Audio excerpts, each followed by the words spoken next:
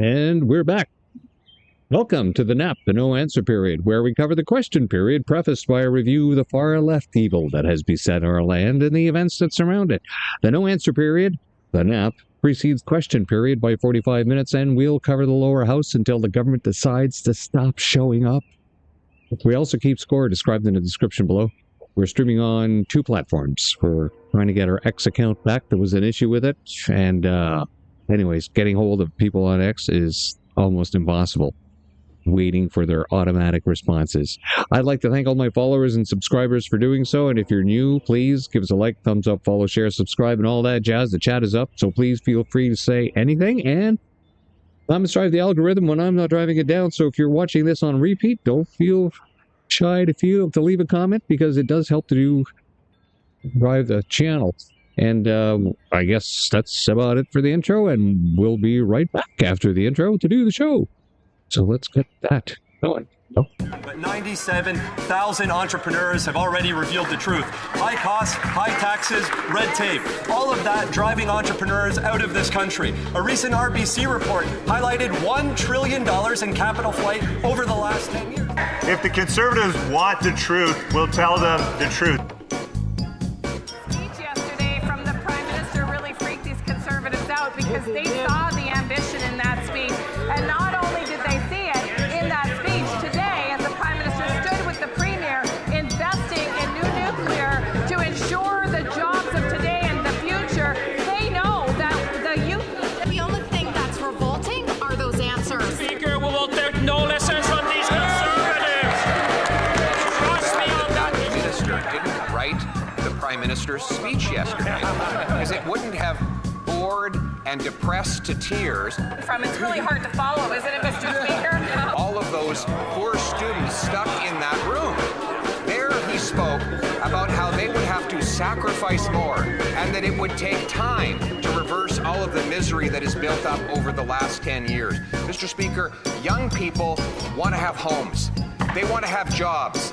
They want to have hope. They want a budget that is affordable so they can have a life that is affordable. Will the Prime Minister introduce that budget so that Canadians can restore the promise of their country? And we decide what comes next.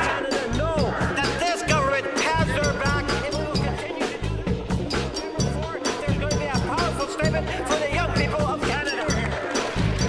Deficits are driving inflation. The more Liberals spend, the more it costs Canadians at the grocery store. 25% of Canadians are using food banks because they can't afford to eat. So when will the Prime Minister finally get his inflationary deficits under control so Canadians can put food on the table? Mr. Speaker, Conservative members pretend to care about food insecurity, but then they call feeding children garbage. Mr. Speaker, what's garbage was that answer? Did the Prime Minister see the ad before it went out? Hey, of course there are too many people living in poverty in Canada, but there are significant initiatives being put in. Oh my God. Something happened there. We ended up with the wrong intro. Let me fix that.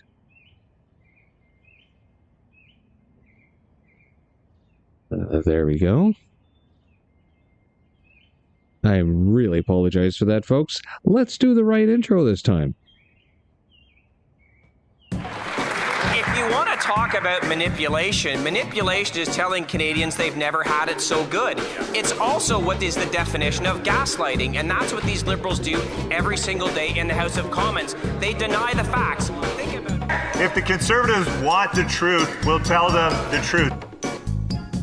Speech yesterday from the Prime Minister really freaked these Conservatives out because they saw the ambition in that speech. And not only did they see it in that speech today, as the Prime Minister... Before it went out. Hey, of course there are too many people living in poverty in Canada, but there are significant initiatives being put in place by this government. Being serious means being honest. Mr. Speaker, the grand reveal has been Canada's made. economy is in fact growing, Mr. Speaker. Move on, man. Move on. Point of order. There was some very unparliamentary language that we heard today. Sets us up well for the new world order.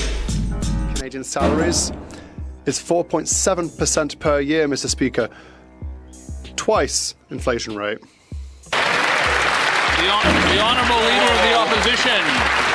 There are 3 Liberal taxes on gasoline. There's the excise tax. There's the new Liberal carbon tax that they call the fuel standard.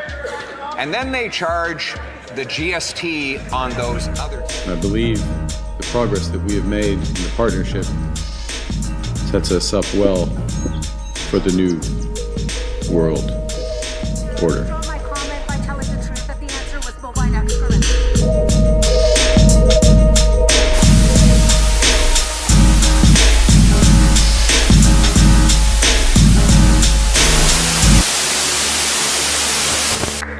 The member for Lethbridge.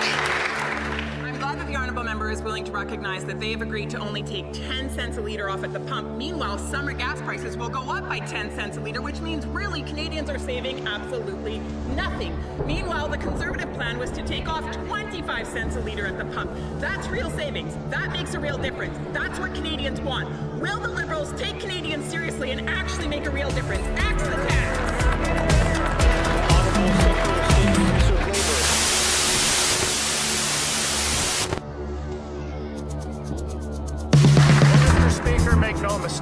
Make no mistake about it. When it comes to nation-building projects, the Conservatives practice fear and loathing, while we practice hope and action. And we do that by consultation with each and every stakeholder group. There are important issues we're discussing, and Canadians are watching. Not doing is increasing the deficit. It's only up by 100% since he took office. Secrecy, uncertainty, and anxiety, Mr. Speaker. Between the Cowichan Tribes decision and the Musqueam Agreement, the Liberal and NDP have managed to throw private property rights into question for thousands of British Columbians. We need a game plan in this country on how we're going to get from where we are today to reconciliation in an affordable, reasonable manner. But the Cowichan decision is going to take years to wend its way up to the Supreme Court, while Canadians are left wondering whether their homes are truly theirs. So I ask the Prime Minister, what is the plan to restore confidence in fee simple home ownership, and when are we going to have genuine resolution? Mr. Speaker, let's be clear about a few things. First of all, our government has been opposed to the BC Supreme Court decision, which is why we are appealing that decision. But let's also understand a few other things, Mr. Speaker. Not a single negotiation, not a single agreement with a First Nation since the 1970s has resulted in a single Canadian losing any of their private property. The Conservatives are fear-mongering, they are spreading misinformation, and they are causing disruption in the economy of British Columbia. The honourable member from the Mammal Ladies Fest. The member says he disagrees with the decision and is appealing. But appeals are not do-overs, Mr. Speaker, as the minister will have been told by her lawyers. The raise it or lose it principle is a core feature of how our legal system works. You can't raise a new argument on appeal if you didn't raise it at trial. My dad used to refer to this as the you snooze, you lose rule. In Cowichan Tribes, these Liberals instructed government lawyers not to argue that fee simple title supersedes all other kinds. So can the minister explain how they're going to win on appeal with an argument they aren't entitled to make?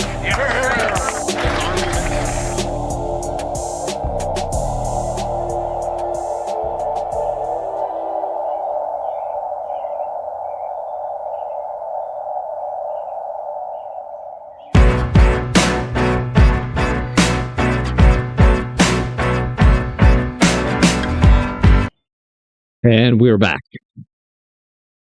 All right, let's get right into the review from last week. So it was a typical Friday in the lower house with most of the seats empty.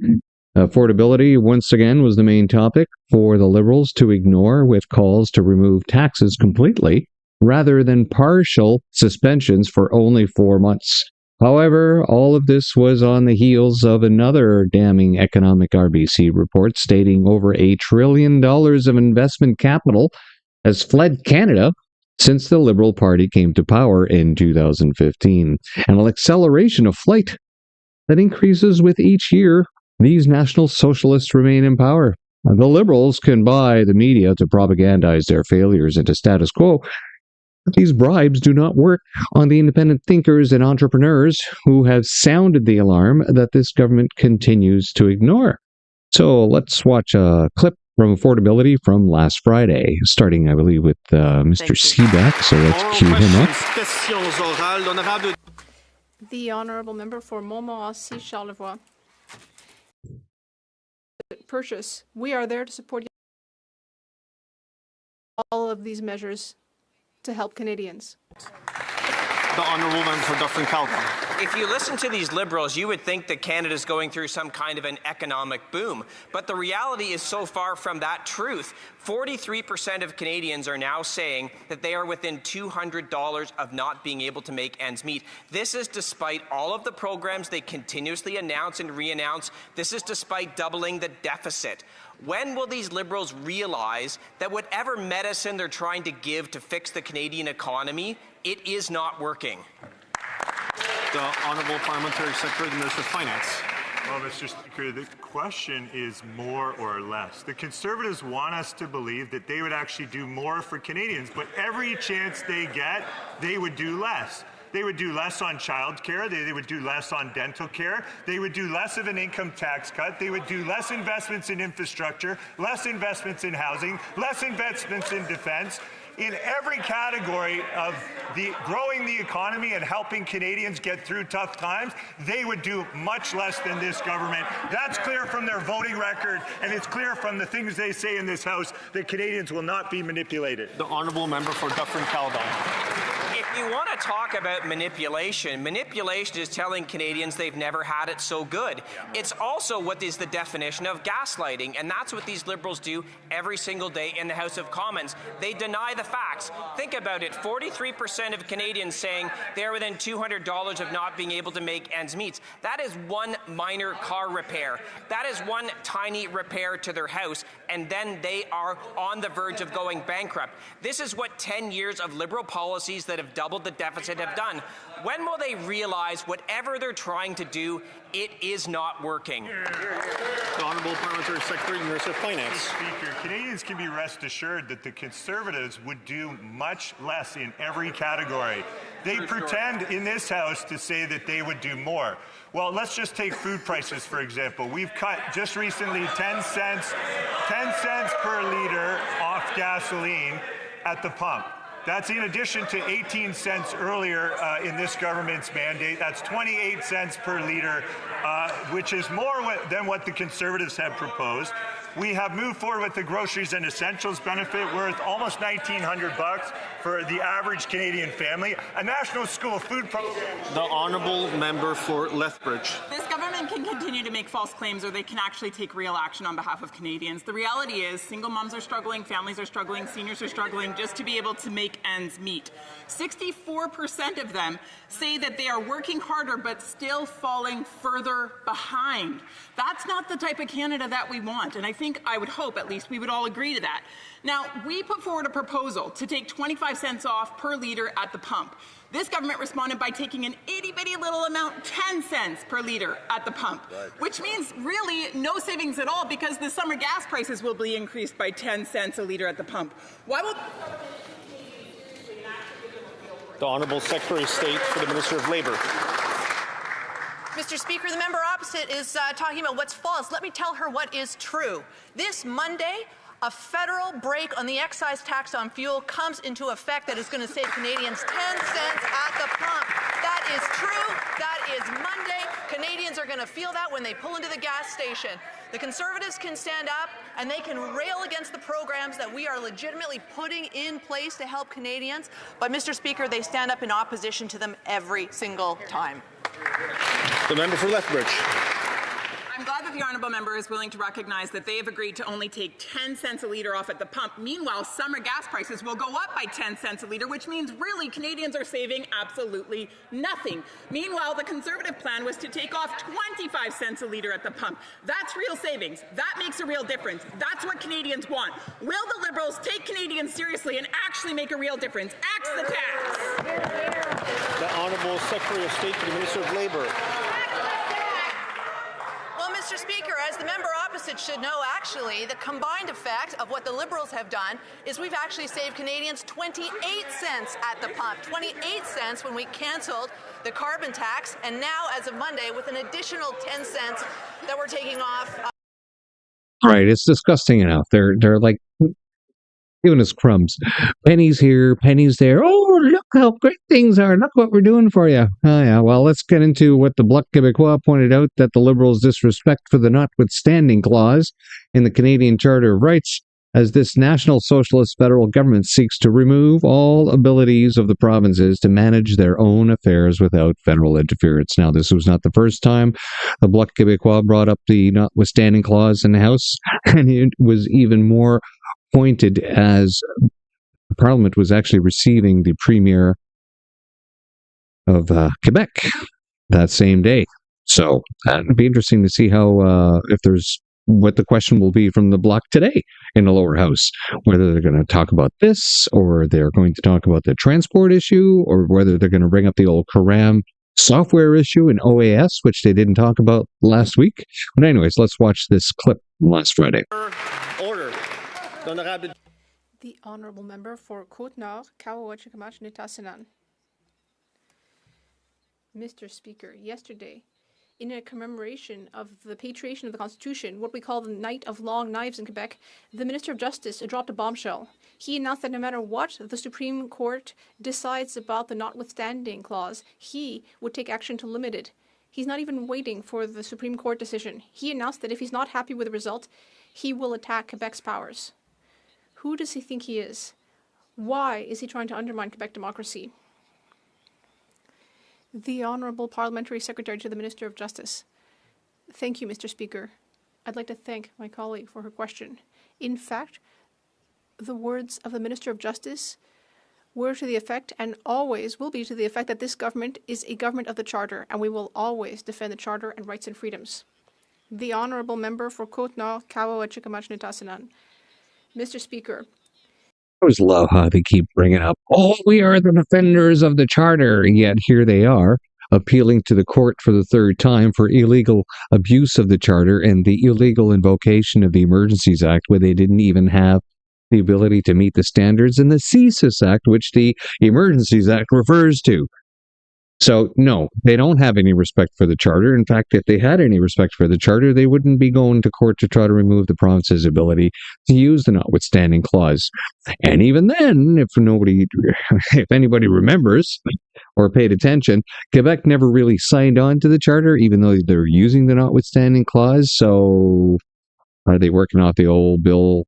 Civil Bill of Rights based on the British North America Act? Like, who knows what the hell is going on here? Anyway, let's listen to the rest of her. just a few hours before the first visit of the new Premier of Quebec, the Minister of Justice has announced that he will be attacking the notwithstanding clause. He will be limiting the ability of Quebec elected officials to adopt legislation that Quebecers voted for. He will attack secularism, protecting the French language, and all of the choices Quebec makes that are different than Canada's choices. Is that really how Quebec deserves to be welcomed to Ottawa? The Honourable Minister of Industry. Mr. Speaker, good news. Yes, the Premier of Quebec, is here, and we will be working hard to defend Quebecers and Canadians. We are very proud of having a Charter of Rights and Freedoms that is now 40 years old and that has protected Quebecers and Canadians ever since the Constitution was patriated. The Honourable Member for Jonquière. Mr. Speaker, the very same day that the Premier of Quebec is coming to Ottawa, the Liberals are announcing that they want to be able to veto Quebecers' choices.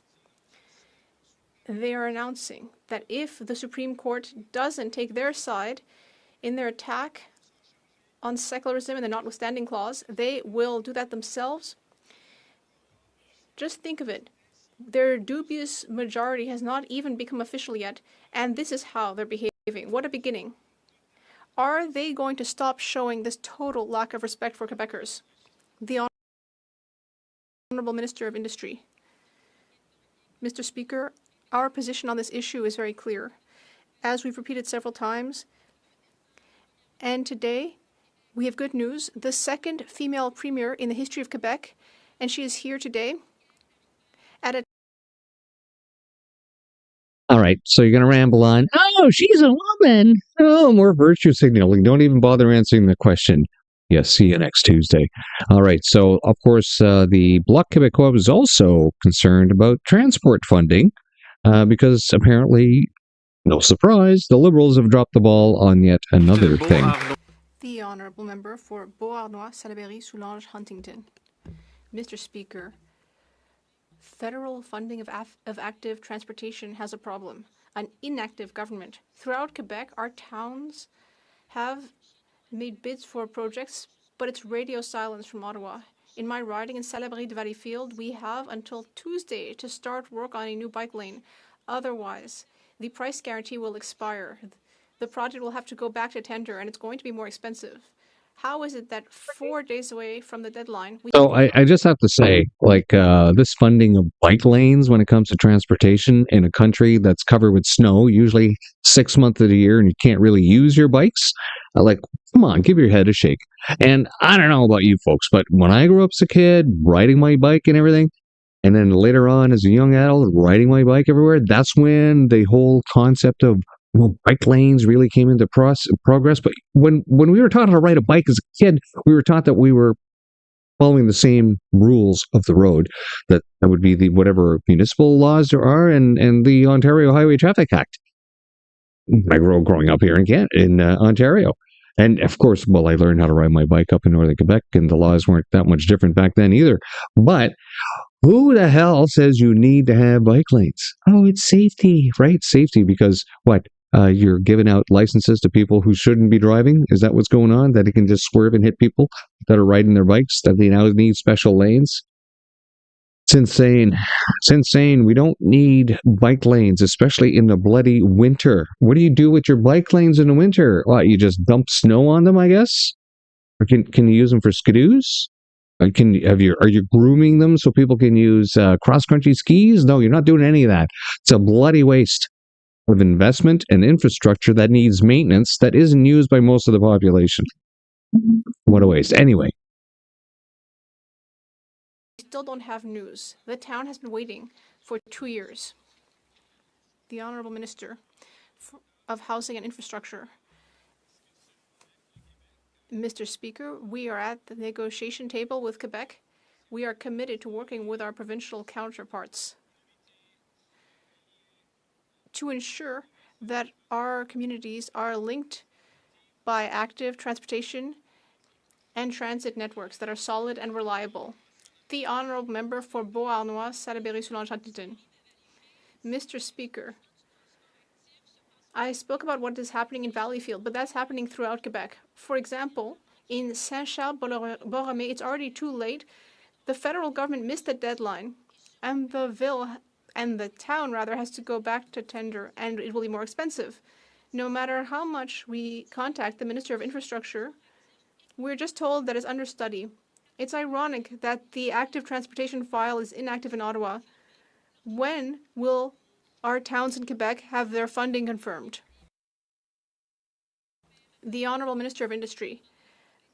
My colleague is right. We are working on solutions to support active transportation throughout Quebec.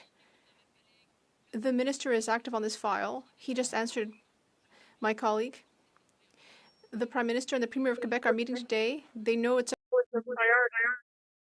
Yeah, okay. So we're working, we're studying, we have to do a probe, we have to do this, we have to look carefully. Yeah, whatever. This is like their ongoing issue to just keep kicking the can down the road so they can keep filling their pockets. That's exactly what's going on. So, yet another massive defrauding of the Canadian Revenue Agency was asked about against the backdrop of the CRA being draconian on the common citizen, over a few $100, yet finds it reasonable to write down millions due to their own incompetence.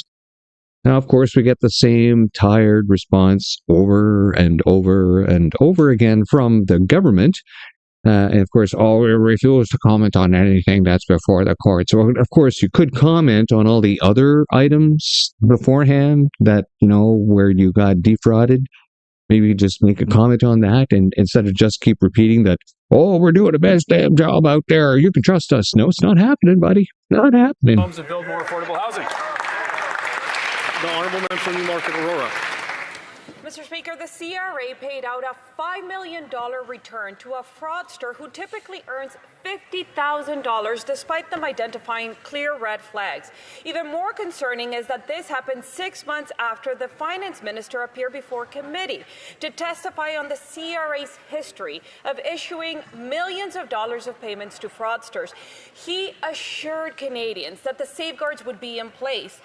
Did the CRA once again issue a $5 million return on a clearly fraudulent claim under this Liberal government's watch? Yes or no?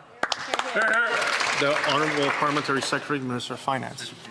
We know that any abuse of the tax system is completely illegal and unfair to Canadians, and we take those matters seriously. The CRA has implemented additional safeguards to help ensure greater consistency and accuracy in refund processing. We also strengthened controls, intensified oversight, and tightened authority levels.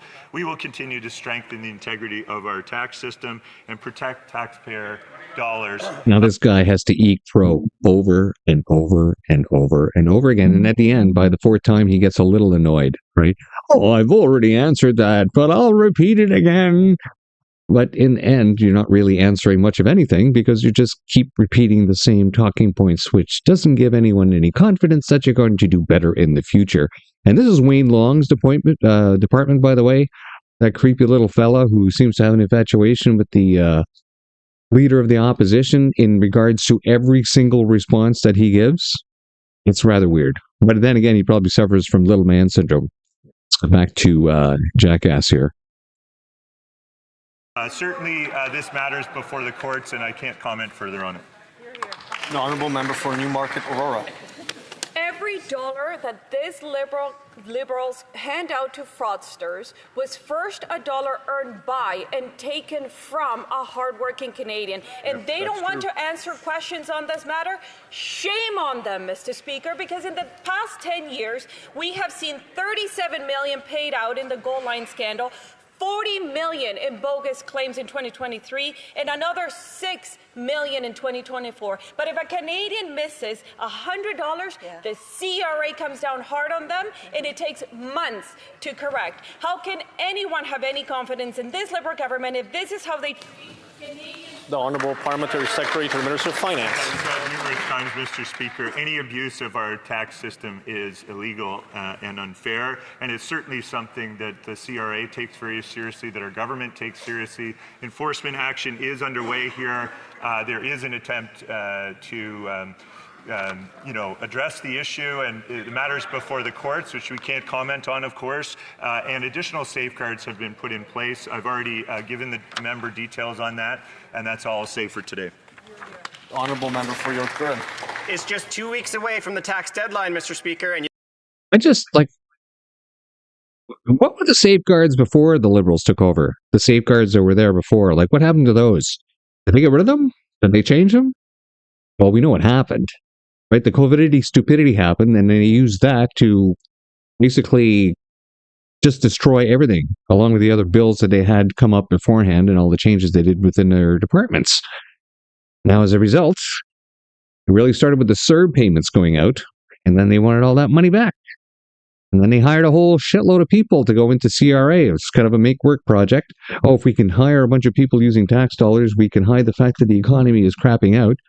Now, of course, those days are gone as all these people are getting their pink slips. They've even announced the fact that they are going to reduce the amount of people in CRA.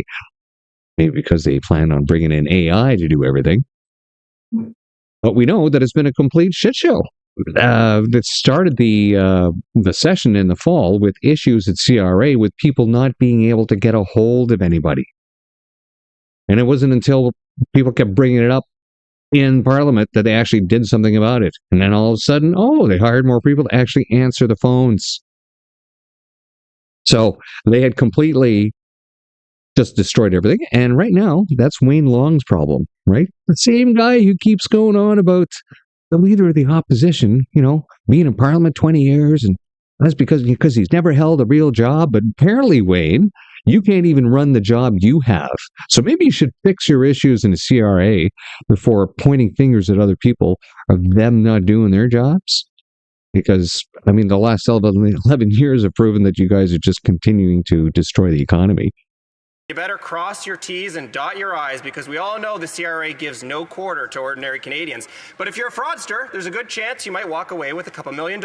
In fact, it was reported this week the CRA once again paid out over millions of dollars to a fraudulent claim. Now, this isn't new. It's been happening for years. In fact, in the last Parliament, the minister responsible said, and I quote, "We have zero tolerance for fraud in all its forms." If that's really true, will the minister take responsibility and hold himself and the CRA accountable? The Honourable Parliamentary Secretary, Minister of Finance. I've already answered this question multiple times today, but I'll just add that when debt is established to the CRA, the agency takes legal action if necessary, using all available measures to ensure compliance. And to safeguard taxpayer information and prevent misuse, the CRA has strong controls in place to verify accounts and transactions. And the agency also collaborates with law enforcement and financial institutions, uses advanced data analytics, and deploys dedicated teams to detect and respond to suspicious activity. Thank you. Honourable Member for York Durham. If anything that was said was true, this wouldn't be happening. But it's been happening for 6 years and continues to happen. But this tax season will be particularly tough for young Canadians, because 20% of them, 1 in 5, say they can't pay a tax bill and will have to go into debt to do it. Liberal policies are unfairly burdening young Canadians, the next generation, driving a wedge between parents and children, boomers and millennials, and more. One small measure that would help is our plan for a full tax cut on the gas, a full 25% for a full year. Why won't they do that? The Honourable Parliamentary Secretary, Minister of Finance. Mr. Speaker, I've already said multiple times, abuse of our tax system is illegal.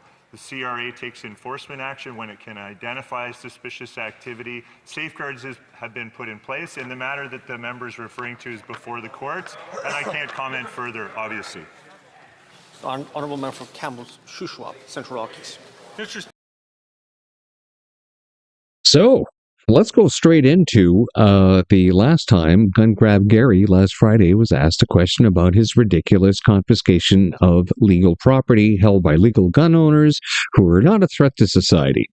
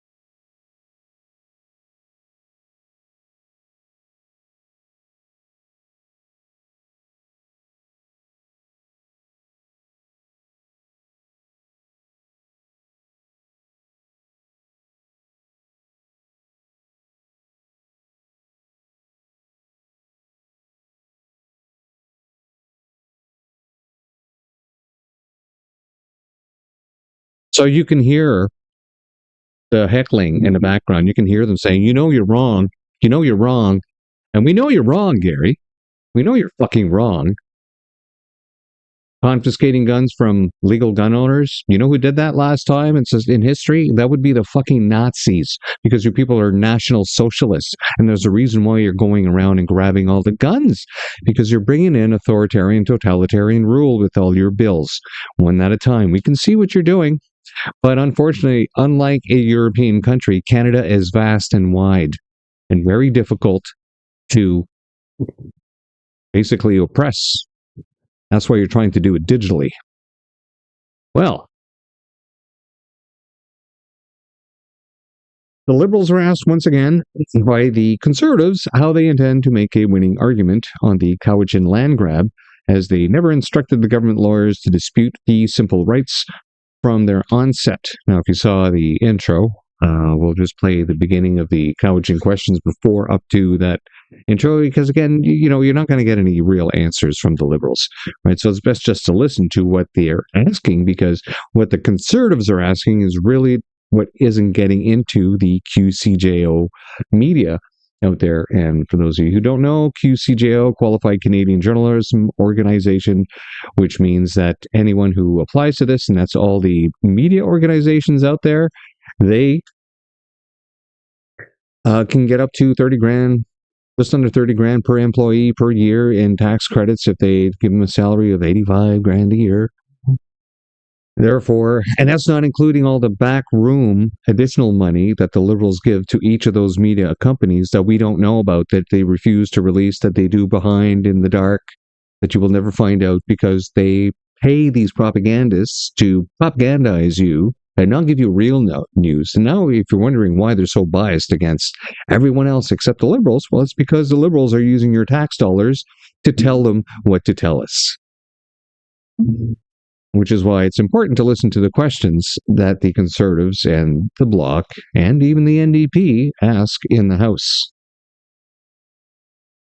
Now, once again, the Liberals regurgitated talking points of impending success and accused the Conservatives of creating an atmosphere of fear rather than answer the specific legal point regarding fee simple rights. The standard pattern of the National Socialists is to attack the character and deflect from their incompetence. And then if that doesn't work, well, then they use violence against you. Like the reason that they're going back to the courts for the third time to say we were right to use violence against peaceful protesters. So let's listen to the Cowichan stuff. The Canadians and should. The Honourable Member for Richmond, Senator Marple. Mr. Speaker, the City of Richmond has written to the federal government repeatedly, most recently just 2 weeks ago, asking for a clear commitment to defend private property rights in the Cowichan land claim. Homeowners are worried, investors are pulling out, people are asking, are their homes still secure? Yet the Liberals have offered no clear answer.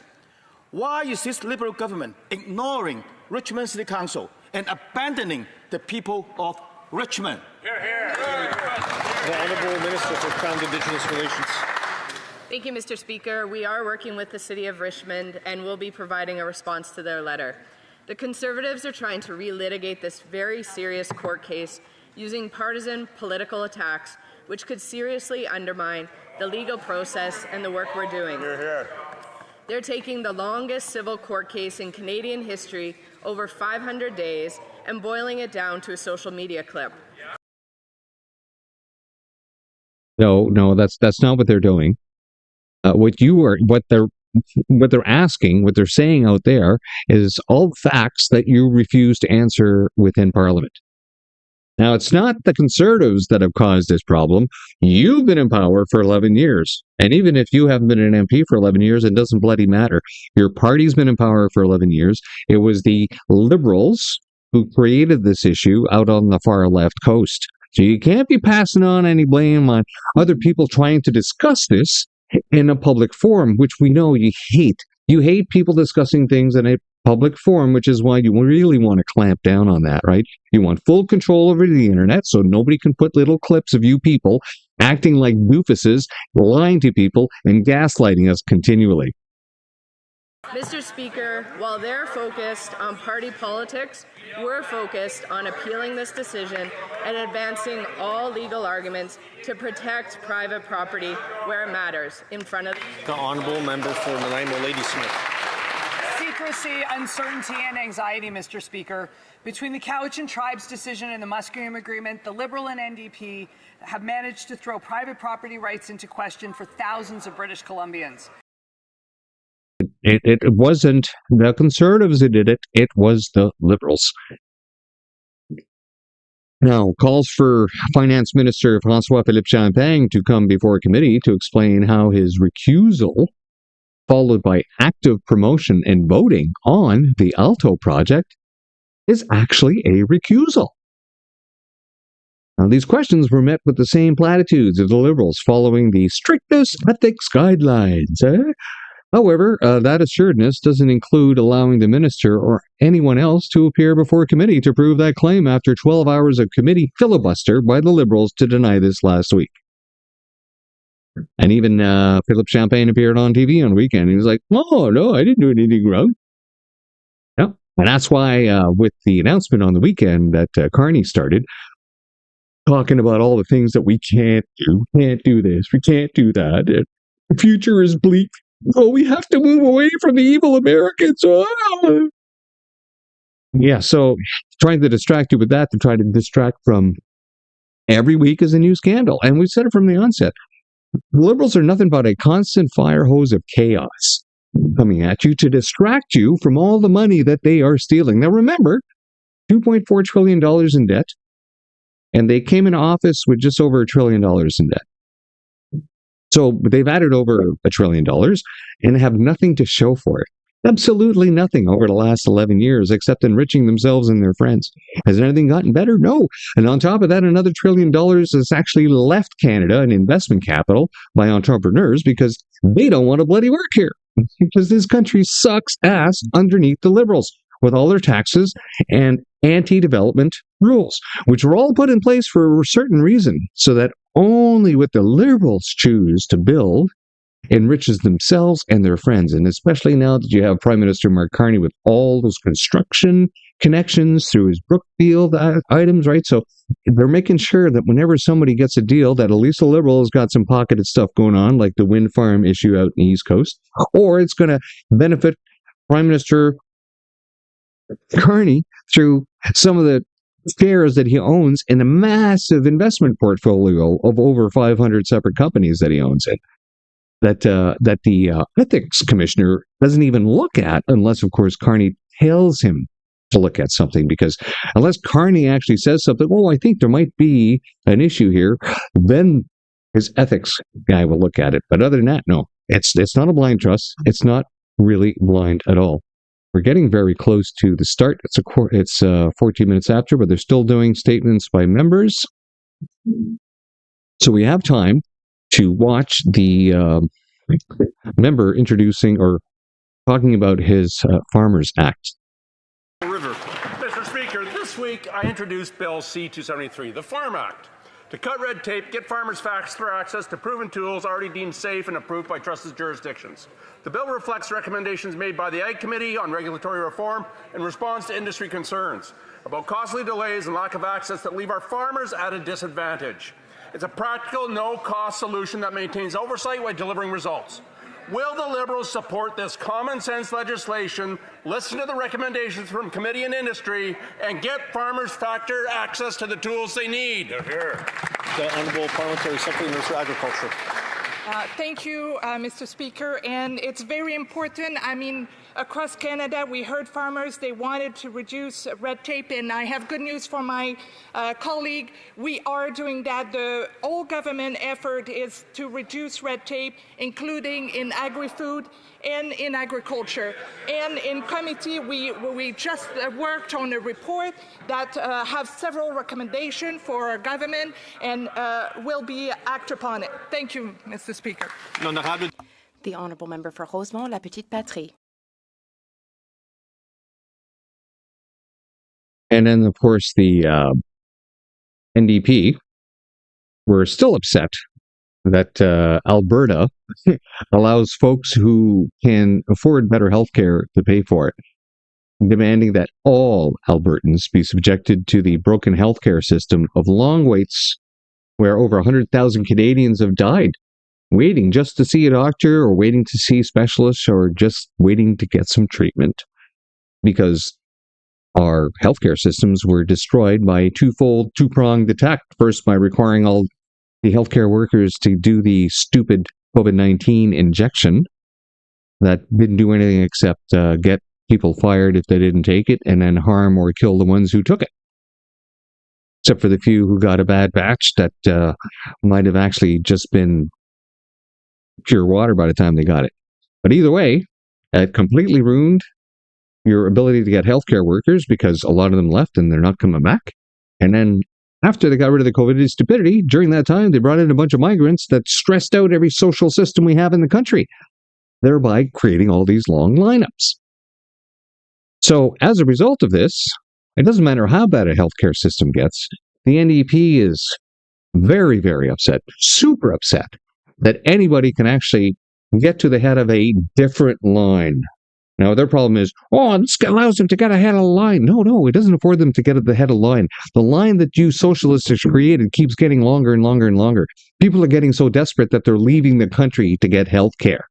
Or in this case here, maybe they're setting up private industries and actually making some money on their own, and people can afford that. The healthcare that we are getting in Canada is completely broken. I've never seen it this bad in my entire life. I mean, I've grown up in Canada. I was born here in 1964. Generation Jones, as they call us. Still statement by members, looking down here.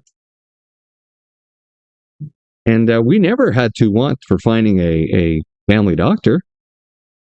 Not until, I'd say, mid-90s. Mid-90s, it started getting scarce, and then by the mid-2000s, we were seeing that impact within the military. And then over the years, the kind of medical care that we were getting in the military, that also reflected how poorly it was going in the civilian side as well. It used to be that every base had a base hospital that was open 24/7. Those don't exist anymore. In fact, the National Defense Medical Center, they closed its doors over the years because they used to have a whole wing just dedicated to veterans. So that's all gone. In fact, when you go to the base hospital or the base clinic or whatever it is they want to call it on the bases now, they're pretty well telling you, well, we're going to have to find a doctor downtown eventually for you to see, because there's very few doctors available within the military as well. And even if they are available, whatever base they go to work at, just because they are a doctor in that area, they have to spend time at the local hospital downtown as well, because overall Canada doesn't have enough doctors anymore because of these liberals who continue to destroy the economy, the society, and nobody wants to live here anymore because they've changed it into a fucking shithole. Sorry to say. Like, look at what was happening before 2015 and look at what we are at now. Drugged out zombies on all the roads, crime out of control, population replacement out of control. In fact, we know that we're not going to get it today, but they finally admitted in committee today that they're letting people join the military. They can't even speak either language, French or English, and because they don't even do entrance exams for them, and not even an aptitude test, and they just download them onto the recruiting system. They've broken absolutely everything. And it looks like we are starting, so let's get into the lower house.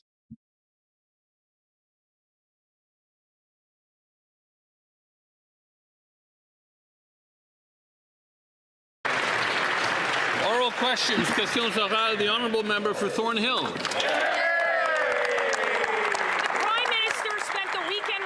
Same speech he's already given, and Canadians are still wondering when they'll see results. He has the power to greenlight major projects, build pipelines, but zero have been approved while keeping every anti-development law on the books. Over $1 trillion in net investment now gone from the country, and a year past his own deadline, no deal. Just fear and division without results. More speeches and more agreements to make agreements. No pipelines, no deal, no investment, no relief at the grocery store. When does the Prime Minister stop auditioning auditioning for the job that he already has. The Honourable Minister of Energy and Natural Resources. I'll help her get off clickbait and go through the province. $8 billion in Goose Bay. A new transmission line between Nova Scotia and Newfoundland. A new wind farm in Nova Scotia. A new port in Montreal. A new SMR in Ontario. A new mine in Manitoba. Multiple new mines in Saskatchewan. New CCUS in Alberta. A new pipeline in Alberta. New LNG in BC. Maybe they should get out of the clickbait. The honourable member for Thornhill. All of those things announced and not a single one of those things built. And I'll give him some new numbers from today. And the new numbers are in March, Canada had the worst food inflation in the G7. Not the second worst, but the worst. Every G7 country faces the same global factors, yet Canadians are paying more than all of them. After years of deficit spending and higher taxes, Canadians now lead the G7 in household debt, housing costs, and food inflation. When will the Prime Minister stop giving the fancy speeches and bring down the cost of government so Canadians can afford to live? The Honourable Minister of Finance.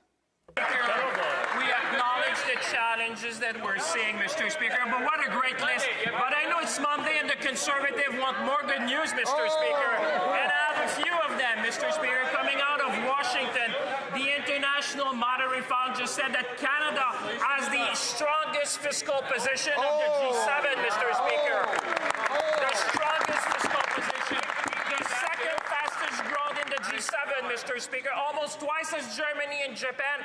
And good news, Mr. Speaker, our recruitment in the armed forces is an all-time high, Mr. Speaker. We'll build in this country for every Canadian.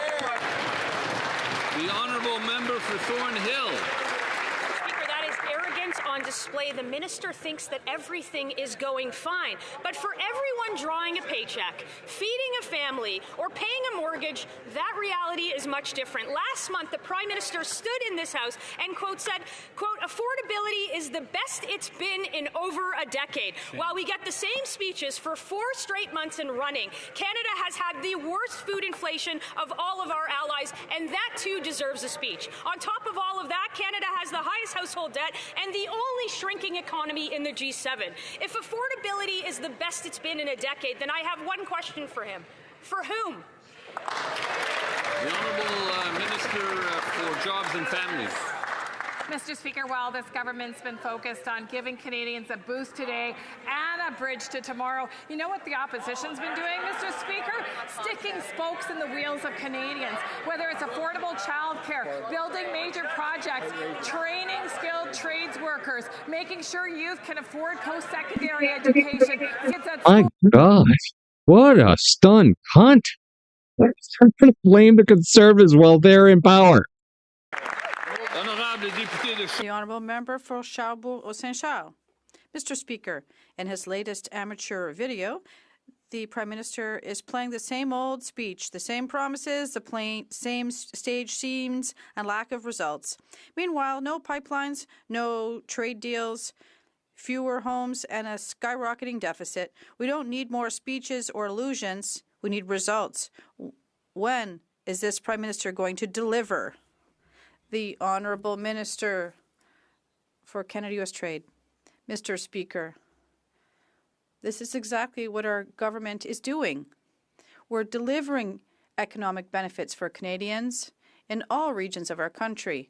I'd like to thank my colleague for his support for Bill C-5 to once again build big projects in Canada. In his province, for example, the best example is Nouveau Monde des Graphites. An important mine is being planned. There's an announcement for the start of construction at the Port of Montreal. Another piece of good news, and there's other coming. The Honourable Member for Charlebourg-Saint-Charles.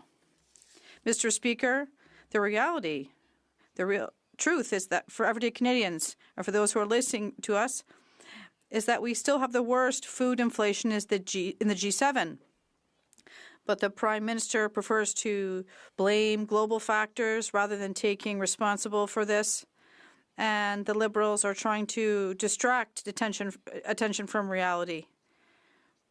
Can the Prime Minister give us specific facts to bring down food costs? The Honourable Minister of Finance. Mr. Speaker, I'd like to thank my colleague for his question. It's good that we're talking about people, but when he talked about the IMF, he forgot to mention, for people who are listening, is that this last week the IMF said that Canada has the strongest fiscal position in the G7. The IMF says that Canada has almost twice the growth than Germany and Japan.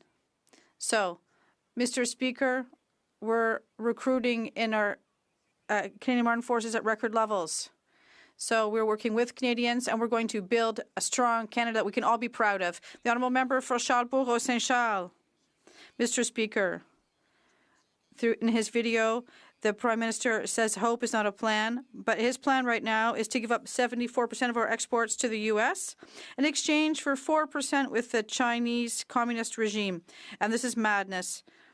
He's also promised a deal with Donald Trump by July 21st, 2025, but there's still nothing solved, and even there's been other tariffs since added.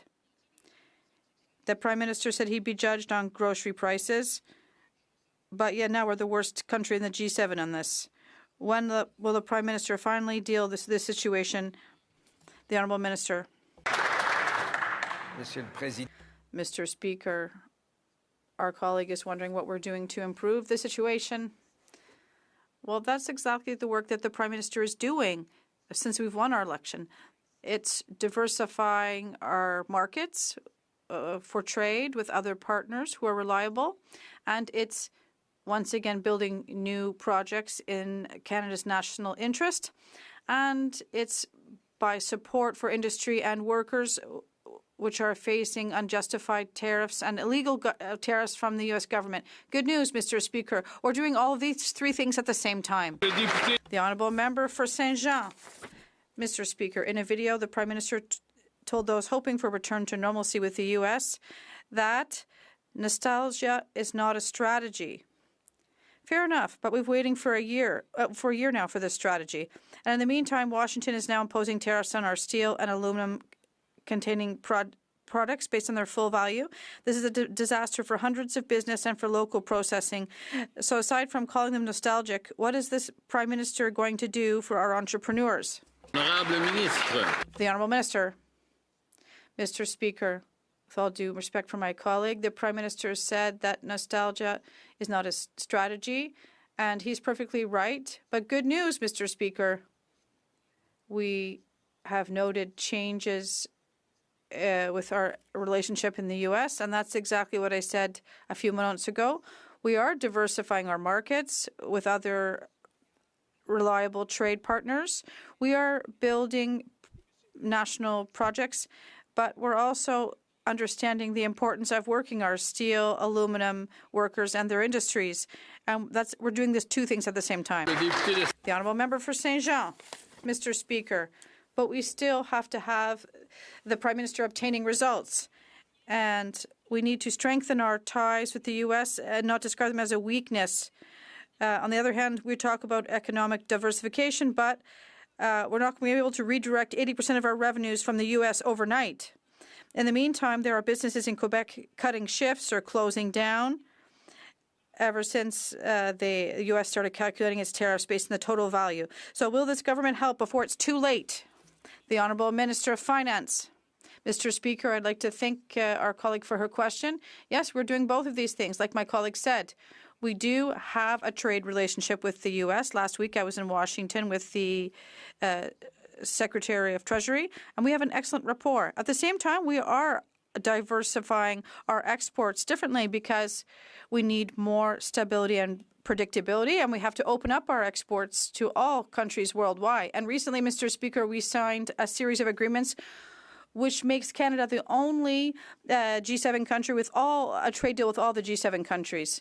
We have an enviable position, and we're going to build a strong Canada together. The Honourable Member for Saint-Pierre-Saint-Pégot. Mr. Speaker, as U.S. tariffs on steel and aluminum escalate, it's hard to get a clear picture of the negotiations. The PM doesn't have much regard for Parliament. He's rarely seen in interviews, and we've learned that he's also stingy with his consultations. On Friday, the Federation of Chambers of Commerce and the Quebec Manufacturers Association spoke out to lament that they're not being consulted as they were before. And even Jean Charest, the PM's advisor on the U.S.-Canada relations, laments that the process is too centralized. Why is this Prime Minister refusing any transparency? The Honourable Minister. Mr. Speaker, it'll come to no surprise that I don't agree with the premise of this question from my colleague. He talked about Jean Charest, someone who we admire a great deal. I spoke with him last week for roughly an hour and a half, and I had the opportunity to meet with him. Well, I will later this week. He also talked about the Federation of Chambers of Commerce and Quebec. Véronique Proulx was in Ottawa today, and I have had a very good discussion with her about the issues the colleague mentioned earlier today. So I'd like to thank her for her question. The honourable member for Calgary East. The only thing emptier than the Prime Minister's weekend of recycled speeches are Canadians' shelves, stomachs, and gas tanks.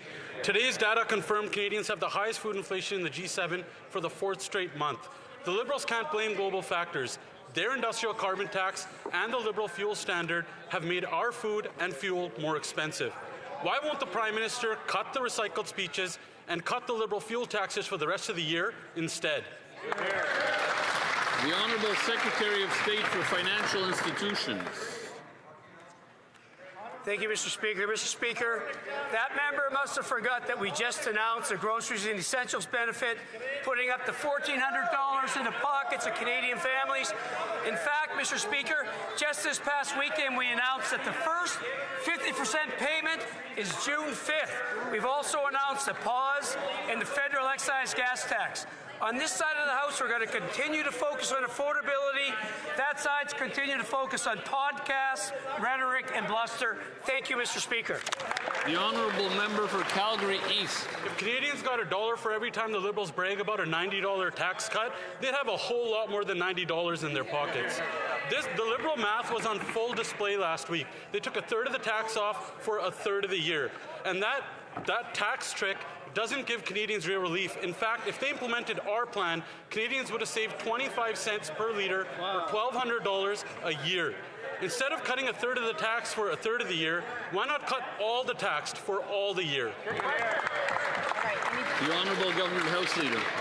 Mr. Speaker, it is today the day where we implement the 10-cent per litre reduction on gasoline in Canada.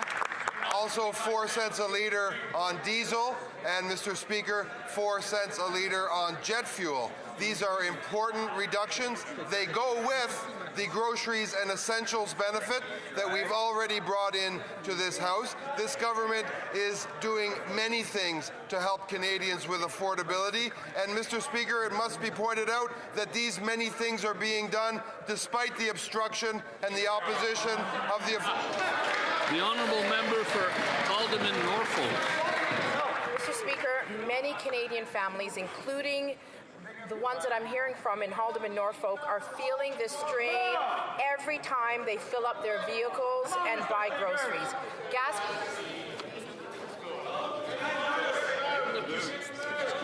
So we're getting close to that moment when Is that Danko again? we may have to give the file over to someone at the back of the House there.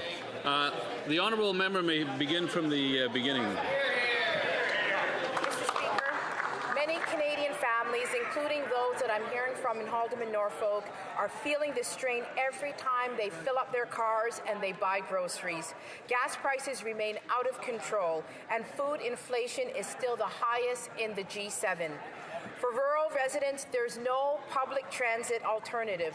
They must drive to work, drive to school, and drive to the grocery store. When will this Prime Minister finally deliver real relief and end the federal taxes on gas for the rest of the year? The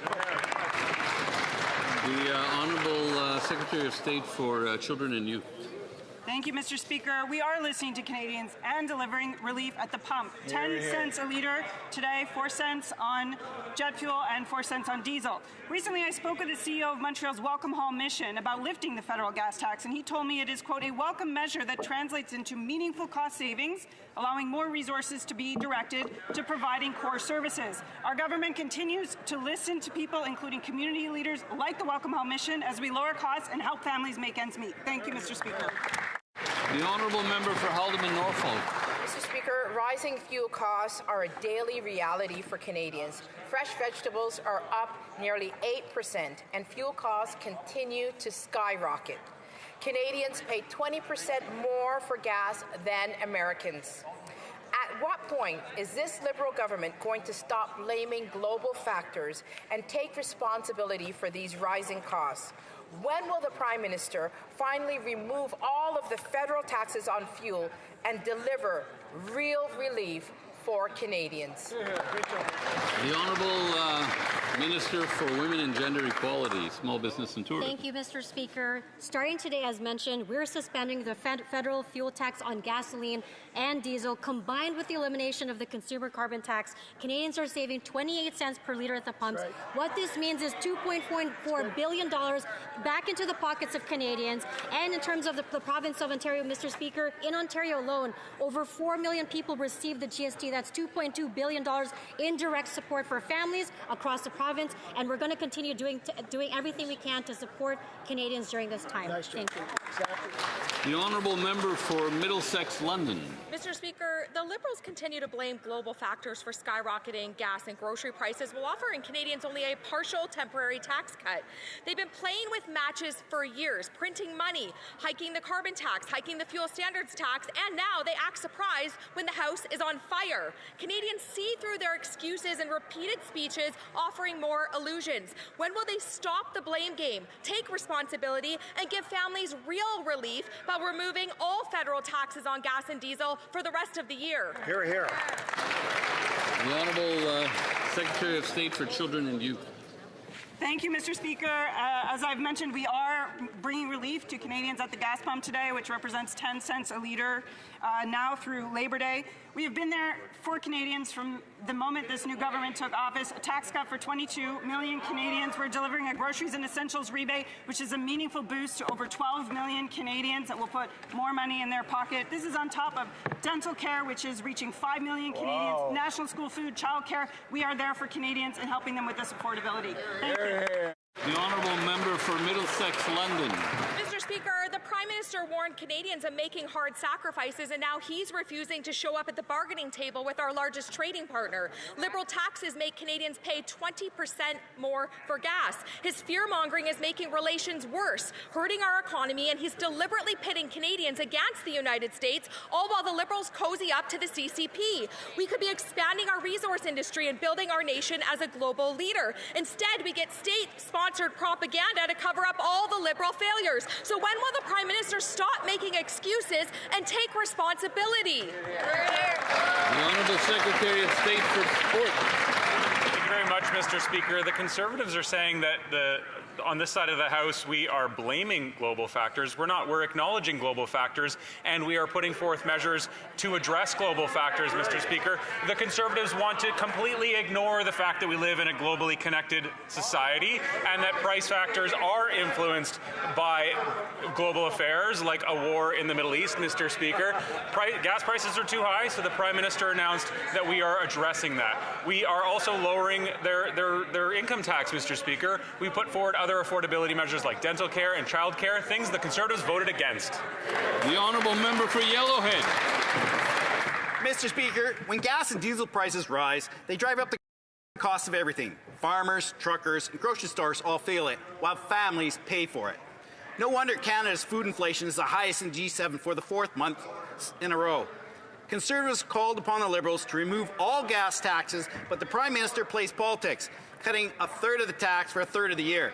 When will the Liberals remove the remaining gas taxes for the rest of the year and deliver real relief to our struggling Canadians? The Honourable Minister of Emergency and Management and Community Resilience. Thank you, Mr. Speaker. Albertans are happy to hear that we're investing in them and that we're addressing affordability challenges in tangible ways. They know that by making a reduction in fuel costs from now till Labor Day, we'll save them money and it'll make it easier to travel to and from work and throughout our beautiful province. Albertans are looking for our government to provide solutions, and we're delivering. The honourable member for Rivière-du-Nord. Mr. Speaker, the Minister of Justice sent a text message to the Premier of Quebec apologizing for his remarks, suggesting that he wanted to regulate the use of the notwithstanding clause. Yet, that's exactly what he's doing with his challenge to Bill 21 before the Supreme Court. His brief and his oral arguments are clear. Ottawa wants to limit the use of the notwithstanding clause by restricting its preemptive use. So now that the Prime Minister has apologized, does he formally commit to never accepting the use of the notwithstanding clause be restricted, even preemptively? The Honourable Minister of Justice. Mr. Speaker, I have a great deal of respect for my friend, but I need to clarify. The federal government does not have the authority to change the power of provinces and the Constitution. We are going to protect the Constitution and respect provincial jurisdiction at the same time. My comments were in a context of the bill, which only concerns the federal government's power. That's all. The honourable member for Rivière-du-Nord. Mr. Speaker, he may not have the power, but we know what the federal government's position is on the notwithstanding clause. And there's no misunderstanding. The government has spent at least $2 million fighting it at the Supreme Court for something it has no power over. Well, still, it wants to restrict Quebec's ability to preemptively use the notwithstanding clause. And what he's doing is exactly what he had to apologize to the Premier for. So rather than saying one thing and doing the opposite, does the government, can it commit to not restricting Quebec's power to invoke the notwithstanding clause in any way whatsoever? The Honourable Minister of Government Transformation. Mr. Speaker, I think my colleague was very clear. As the bloc leader, well, what my colleague was talking about was a bill at the Senate that it involves the federal government's use of the notwithstanding clause. It was nothing to do with the provincial power, which is in the Constitution. We respect jurisdiction. The Honourable Member for Mégantic-Lérable-Lobinière. Mr. Speaker, the Liberal Prime Minister was once again using the same old tired promises this weekend. Meanwhile, back home in Lobinière, L'Érable, and the Grand Nid region, families have to choose between filling up their gas tank or filling up their fridge. Why? Because the Liberals chose to only eliminate 1/3 of the federal taxes on gas. Well, the Liberal Prime Minister's magic wand won't work. When will he remove all taxes on all gas for the rest of the year to make life more affordable for everyone? The Honourable Parliamentary Secretary. Thank you, Mr. Speaker. As of today, we are going to suspend the federal tax on gas, which will allow Canadians who are having a hard time right now to breathe a bit easier, even though we've also announced that on June 5, Canadians will receive a one-time payment under the groceries benefit. This check will go up to $150-$30, and we are here for Canadians. We know that Canadians need us, and our federal government is going to be there. The Honourable Member for Mégantic-Lérable-Lobinière. Well, how come things are such in a deplorable state? We have the worst food inflation in the G7 for the 4th month in a row. Fresh vegetables jumped 7.8% in March. This is unacceptable. How come they never talk about food prices, Mr. Speaker? And instead of always using the same excuses, I repeat my question. When will this Liberal Prime Minister cut all federal taxes on gasoline and do so for the rest of the year? The Honourable Parliamentary Secretary. I find this surprising from my colleague when he says we never talk about this, even though, as I've noted, we have a national school food program. That is food for Canadians. So you voted against that. And also there's the Canadian grocery benefit. Well, that is allow Canadians to afford groceries which are more expensive. So we are committed on this file, and we've also committed on gas. So half of these measures that are improving Canadians' purchasing power, well, they're voting against it. The honourable member for Portneuf-Jacques-Cartier, Mr. Speaker, when you hear them speak, everything sounds good. Canadians have their pockets full of money. As Canadians are facing a steady rise in the cost of living, particularly at the pump, the Liberal government is still content with half measures when it comes to cutting gas taxes. Can this government explain why it refuses to offer a significant tax relief to families, workers and businesses who simply can no longer afford to make ends meet? When will it stop prioritizing symbolic measures over concrete actions to help families and Canadian workers? The Honourable Government House Leader. Mr. Speaker, my esteemed colleague must surely recognize that in his riding, like in the 343 ridings of Canada, gas prices will go down today by 10 cents a litre today, and 4 cents for diesel and fuel for aircraft as well. This assistance we are offering on a one-time basis because of this international conflict, which is causing shortages in petrol, and the Canadian government is proud to add these measures to all the other measures it has implemented to help make it easier for Canadians. The Honourable Member for Portneuf-Jacques-Cartier. Mr. Speaker, they're pleased to give 10 cents back to Canadians. It could have gone to 25 cents as we propose on the Conservative side. The government is once again hiding behind temporary programs just to pull the wool over people's eyes. The reality is that Canadians are still paying too much for gas today. Can they finally admit that their half measures on the gas tax make little difference at the pump and clearly state why they prefer to protect their tax revenues, pocketing billions of dollars at the expense of Canadian families and workers?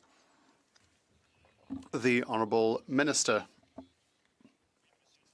Yes, Mr. Speaker, we're pleased to have reduced gas prices by 10 cents by removing the federal excise tax. We're overjoyed to have reduced taxes for 22 million Canadians. We are overjoyed to have put forward the grocery benefit that helps 12 million of the most vulnerable Canadians. Will he one day be happy to see $72 million being invested in his riding for families? Will he ever be happy that thousands of his constituents are finally getting dental care? The Honourable Member for Chicoutimi-Le-Fjord. Mr. Speaker, the Prime Minister spent the weekend repeating the same speech over and over again and the same promises over and over again. The issue is that Liberal taxes still mean Canadians pay 20% more for gas than Americans. When gas costs more, Mr. Speaker, everything costs more. Food inflation in Canada remains out of control, the worst in G7. Why won't the Liberals listen to us and scrap all taxes on gas for the rest of the year?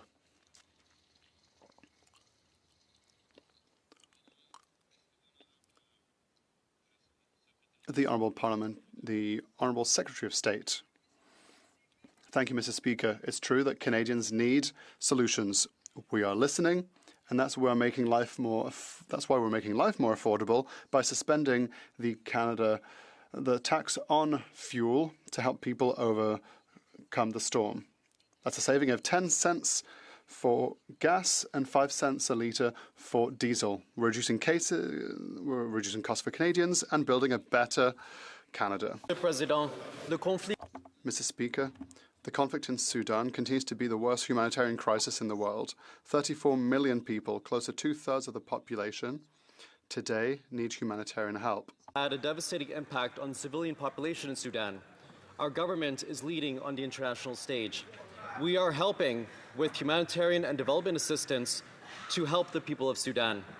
Can the Secretary of State for International Development tell us how Canada is supporting the most vulnerable, the most affected by this devastating conflict? Honourable Secretary of State for International Development. Canada's support for the people of Sudan has been unwavering since the beginning of the conflict. Last week, our government announced more than $120 million in new assistance to support the people of Sudan and others across the region.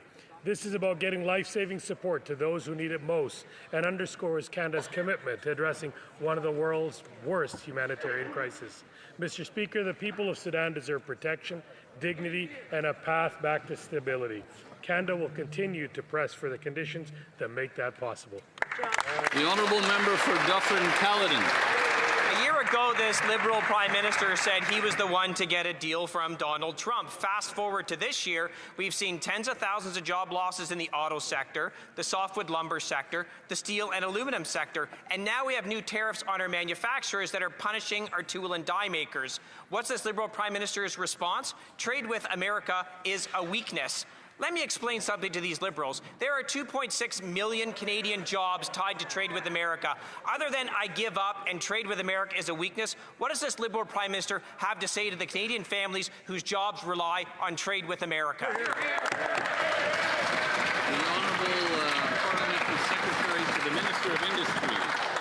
Thank you, Mr. Speaker. We know that trade with America continues to be important, but Canadians recognize, definitely my riding, that we need to diversify. That's why we're doing trade deals with other countries. That's why our auto strategy attempts to diversify to other countries and attract new investment. And while things are difficult, we know that there is good news, including new foreign direct investment statistics. In 2025, $96.8 billion in foreign direct investment to Canada, the largest amount in 18 years. That's good news while we're diversifying our trade. The honourable member for Dufferin-Caledon. Have you ever had the experience of listening to people talk who actually say nothing? It's literally the Liberal response to every single question that you get in question period. There is the illusion of progress, the illusion that things are getting better with the trade relationship with the United States, and yet everything continuously gets worse. And they always say something's just around the horizon. My question was this: if they think trade is such a weakness for Canada, trade with the United States, what do they actually have to say to the 2.6 million Canadian families whose jobs rely on that trading relationship? Just an answer to that. The Honourable Parliamentary Secretary. Thank you, Mr. Speaker. It's a very simple answer, which is we're fighting for them every day, and we're not going to do any deal at the expense of a bad deal. That's the answer, Mr. Speaker. And when it comes to the auto sector, you know, our companies continue to innovate. Our companies are saying we want to be part of the electric vehicle future. We want these investments in electric infrastructure. I was pleased to join on behalf of Minister of Industry an announcement for new investment in hydrogen electric vehicle heavy trucking. And that company, which I visited, Elemental Trucks, said this is huge news for our sector. This allows us to use Canadian components and Canadian innovation to export not only to Canada but across the world. The honourable member for Windsor West. Speaker, it's been 273 days since the Prime Minister promised a deal with Washington. Instead, we are seeing more tariffs now being applied to the full value of Canadian exports. That means businesses and workers in Windsor are being tariffed on their labor, their investment, and the products they build right here at home. When will the Prime Minister keep his word to the 2.6 million Canadian workers whose livelihoods depend on cross-border trade and deliver on the deal he promised a year ago? The Honourable Parliamentary Secretary to the Prime Minister. Mr. Speaker, the Prime Minister, along with the Minister for Canada-U.S. Relations, continue to have dialogue with the U.S. administration. We'll continue to be there to support Canadian workers that are being impacted by unjustified and illegal tariffs. And we're having a conversation about the best pathway forward. Now, if that honourable member would suggest that we should have just thrown the cards on the table, got a bad deal, we don't agree. We were going to stand up for Canadian workers. We're going to stand up for workers in Windsor. By the way, I hope he's highlighting the fact immediate expensing for greenhousing. That is important in the Windsor-Leamington area. I hope that has made his householder, because I can almost promise he's not sharing the good news that this government's actually fighting for workers every single day, Mr. Speaker. The honourable member for Chatham-Kent-Leamington. Mr. Speaker, manufacturers like mold makers, steel fabricators, aluminum extruders are at risk because this Prime Minister failed them. He promised a U.S. trade deal last July, but a year later, the tariffs have more than doubled. Auto machinery, parts, manufacturing materials, steel, aluminum, tariffs way up. These Canadian companies and jobs are at risk, while lower-cost countries, non-market economies are moving in to fill in the gap. When will the Prime Minister who is avoiding his responsibility, finally secure the American trade deal that he promised last July. The Honourable Parliamentary Secretary to the Prime Minister. Mr. Speaker, we know the importance of the U.S. market and the importance of that in continued engagement. This member is from Leamington.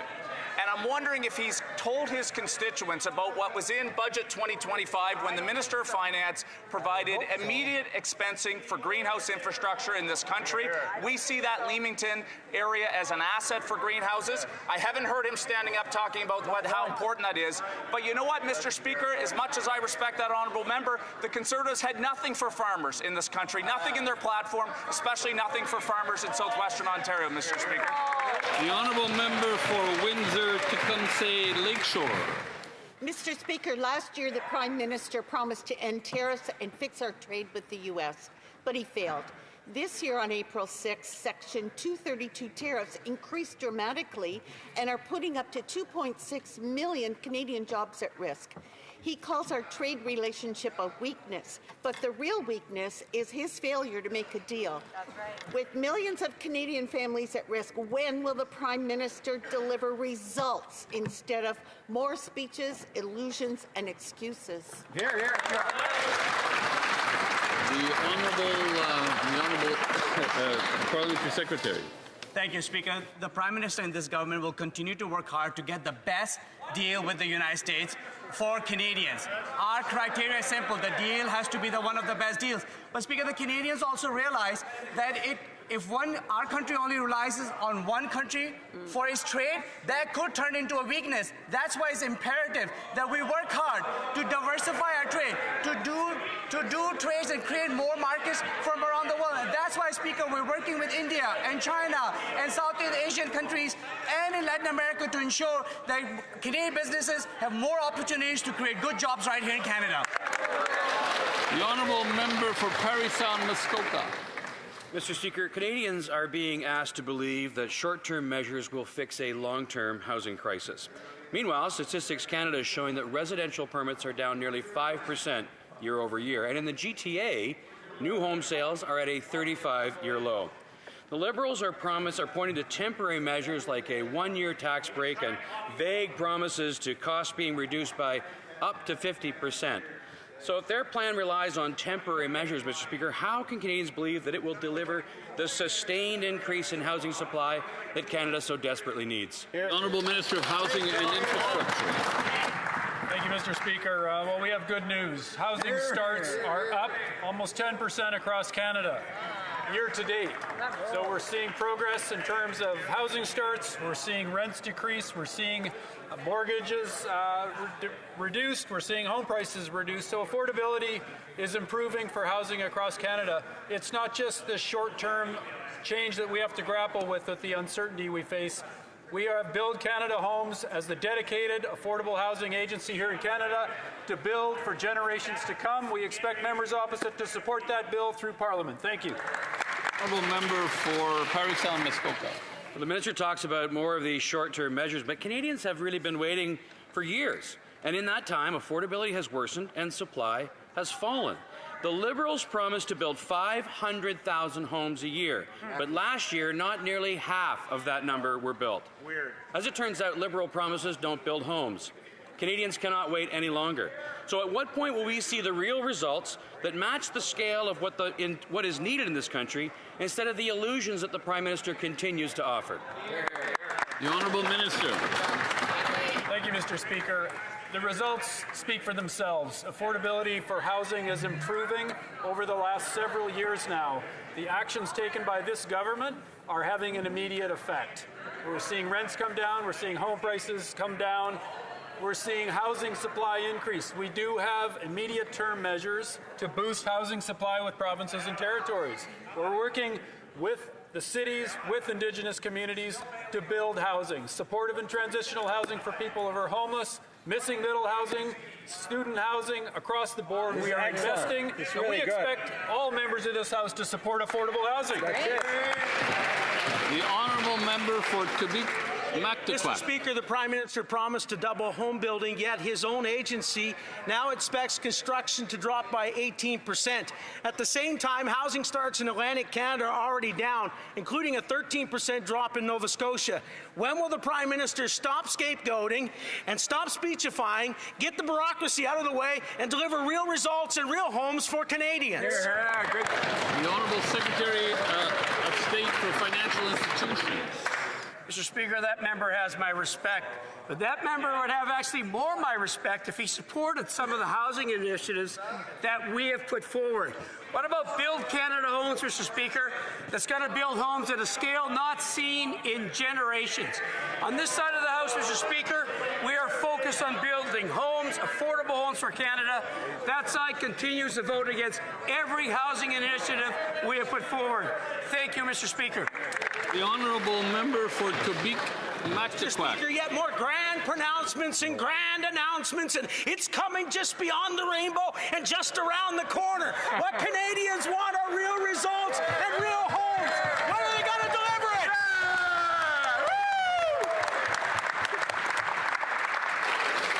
The Honourable Secretary of State. A lot of passion and fire and brimstone on that side of the House. I love it.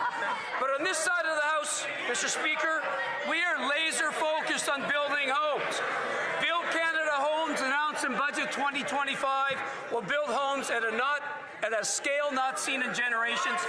That side of the House, Mr. Speaker, voted against every housing initiative we've put forward in the past 10 years. Time for that side of the House to stop the podcasts, stop the tours, stop the obstruction, stop the rhetoric, get on board. Let's build homes. The Honourable Member for New Westminster, Burnaby, Mallardville. Now it's your turn. Mr. Speaker, today marks the opening of Canada Summer Jobs 2026. Here, here. With 100,000 positions that will be posted on the Job Bank that Canadians can visit on jobbank.gc.ca/youth. This is the largest number of summer job opportunities ever, with Budget 2025 investing in 24,000 more jobs this summer. Can the Secretary of State for Children and Youth please explain what this investment means for young Canadians? Good question. The Secretary of State for Children and Youth. Mr. Speaker, I'm happy to share great news with my colleague from New Westminster, Burnaby, Mallardville, and this House. Today, young Canadians can now access summer jobs right across Canada. 100,000 opportunities, including lifeguarding in Burnaby, a day camp counselor in Brampton, or working on a golf course in Brookdale, Nova Scotia. 100,000 opportunities for young people to build skills, gain valuable work experience this summer. We're taking action to support youth across this country. Visit the Job Bank to learn more. Thank you. The Honourable Member for Barrie South Innisfil.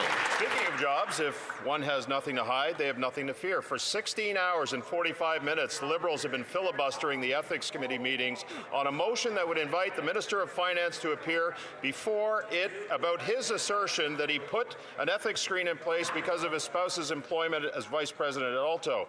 How can there be an ethics screen in place when the Minister has been participating in every decision on Alto since the screen was in place? What's the Minister hiding? And why are Liberal members of the committee not wanting him to appear? The Honourable Government House Leader. Well, Mr. Speaker, as that member knows, because he lives under the same rules, all of us in this House, all public office holders in Canada, live under some of the strictest ethics rules in the world. The Minister of Finance rigorously follows these rules, as must all members, and he will continue to do so. Honourable Member for South Barrie Innisfil. Well, here's what this member knows. We've seen the future of a Liberal majority at committee, and the future is now. Just last week, the Liberal Prime Minister promised Canadians they would see less showboating, more relevance and substantive debate at committee. What we're actually seeing at committee is Liberal obstruction and a clear sign that they will further obstruct the work of committees and not allow for transparency, accountability, and the truth to be exposed. If the Finance Minister has nothing to hide, why won't he come to committee and explain why he discussed and voted on portions of the budget specifically related to Alto when he said he would not? The Honourable Government House Leader. Mr. Speaker, what Canadians are witnessing and what they are quite rightly sick of is conservative filibustering, obstruction, getting in the way of the plans for our economy, the plans to build this country, the plans to attract investment, to diversify trade, and put men and women to work while getting Canadians' costs down. These guys have been obstructing that for months now, Mr. Speaker, and one can only hope we'll get a respite from that. The Honourable Member for Montmorency-Charlevoix. Thank you, Mr. Speaker. This afternoon, the Ethics Committee will continue the 17th hour of the Liberals' stand-up comedy routine, a monologue stretched out as long as possible to avoid calling three people paid by the country to give evidence: the Minister of Finance, the Ethics Commissioner, and the CEO of Alto. We were told they have better things to do than come and answer legitimate questions about the recusal that was not respected. So last week, we had got as far as talking about cows, hay, and the quality of milk. Could the Prime Minister perhaps tell his actors that the charade has gone on long enough and that he gives a go-ahead for the Minister to come and testify? The Honourable Leader of the Government in the House. Mr. Speaker, the member knows full well, because he is subject to the same rules. All 343 members do so, and everyone who is of a high rank in the public service has to subject themselves to the strictest ethics rules in the world. And we will continue to do so, and the Minister of Finance will continue to do so. For Mississauga Centre. Mr. Speaker, today, perhaps more than ever, Canada has what the world wants. This past year, we welcomed a record number of visitors, with last summer alone generating over $60 billion in tourism revenue. In Mississauga, we see that potential firsthand. From Square One to Celebration Square, from the Riverwood Conservancy to Port Credit, from Streetsville and the Egyptian Museum to, of course, Ridgeway Plaza. As we mark the start of National Tourism Week, can Mississauga's own, the Minister for Women and Gender Equality and Secretary of State for Small Business and Tourism, share how our government will continue to support our tourism sector, create good jobs, and strengthen our economy? The Honourable Minister.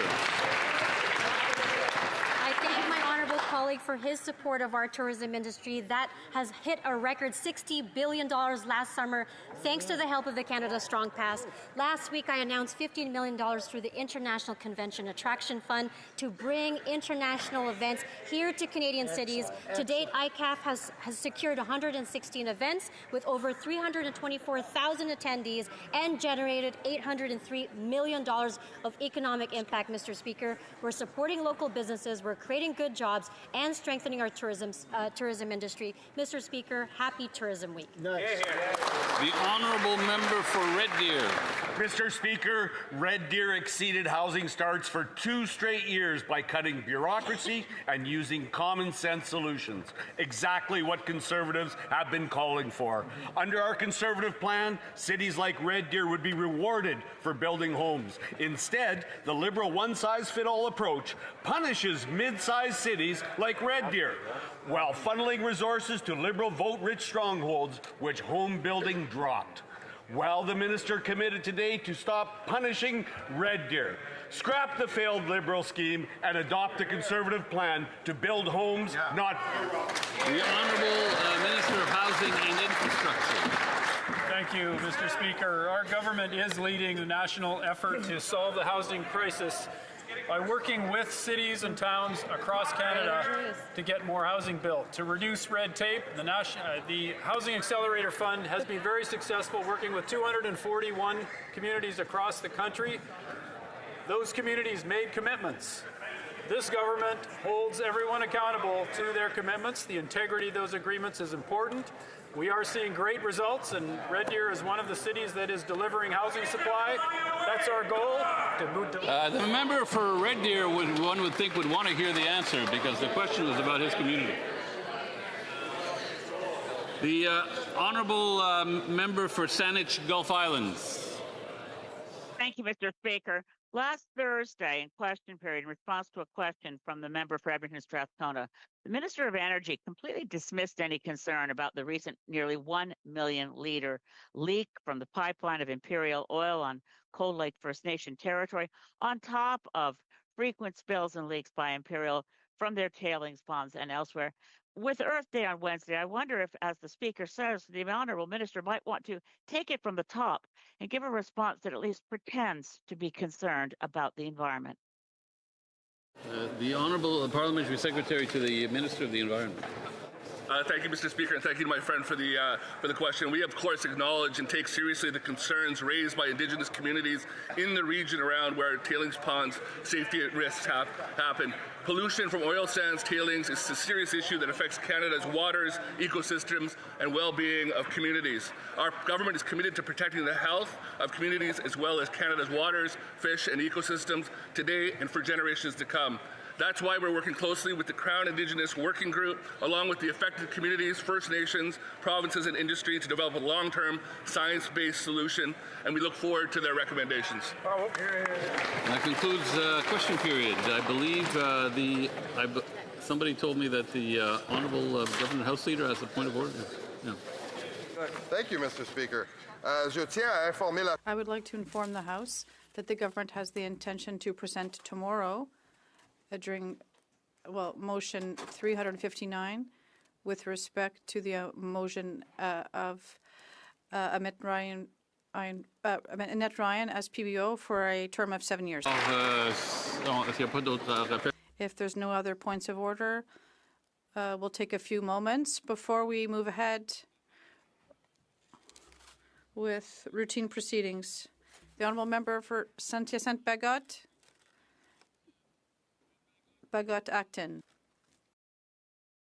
Well, that was... There we go. Sorry about that.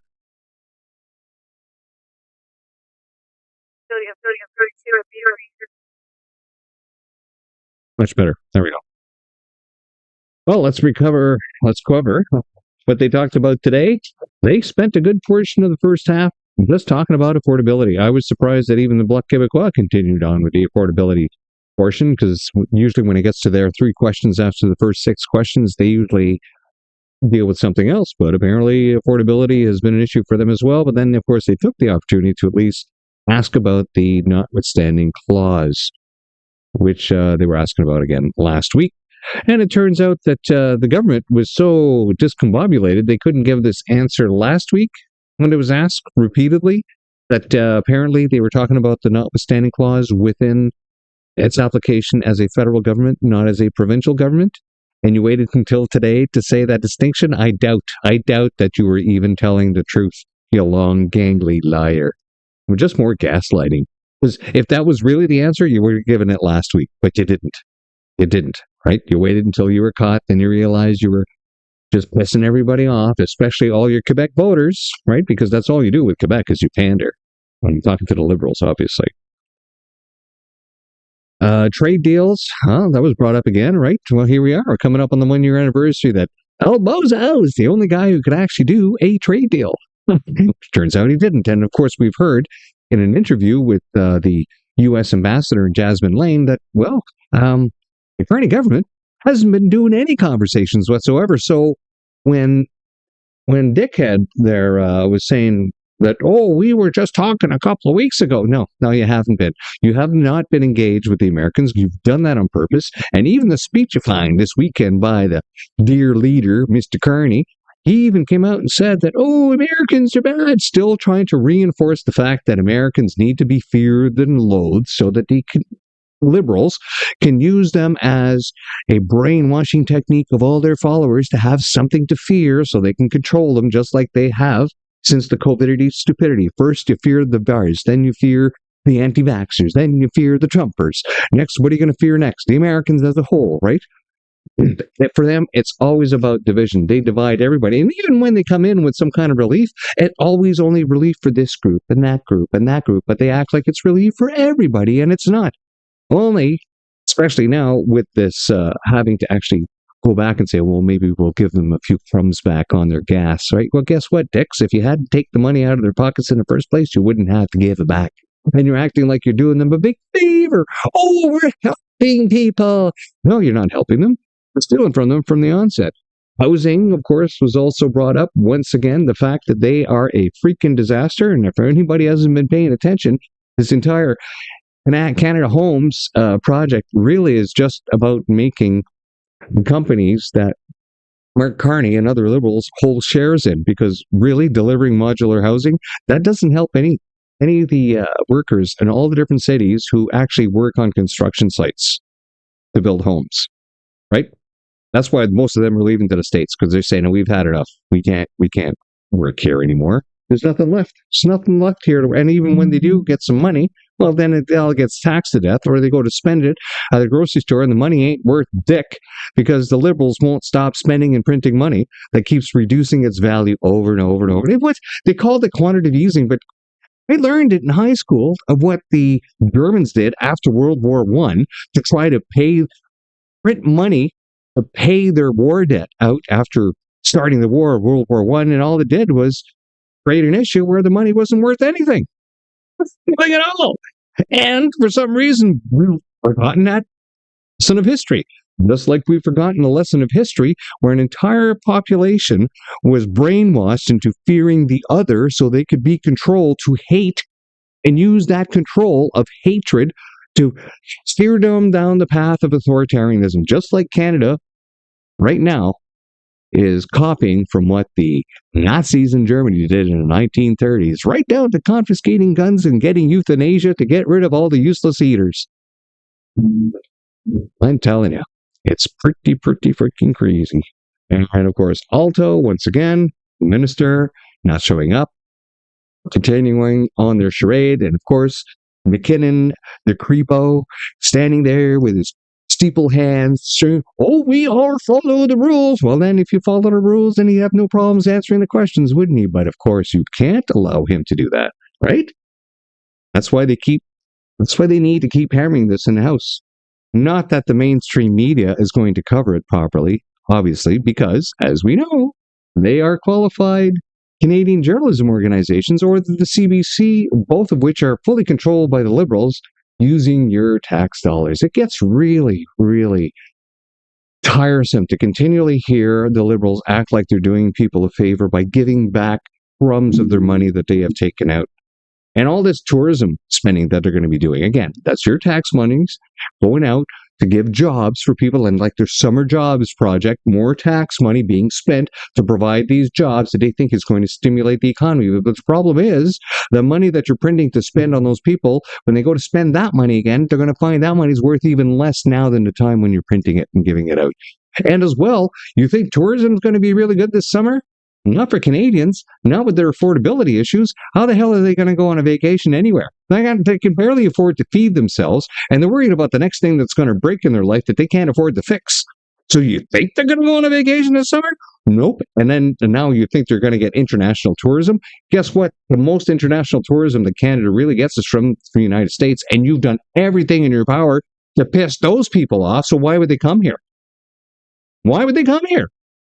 They're looking at Canada saying, these guys are assholes. They hate us.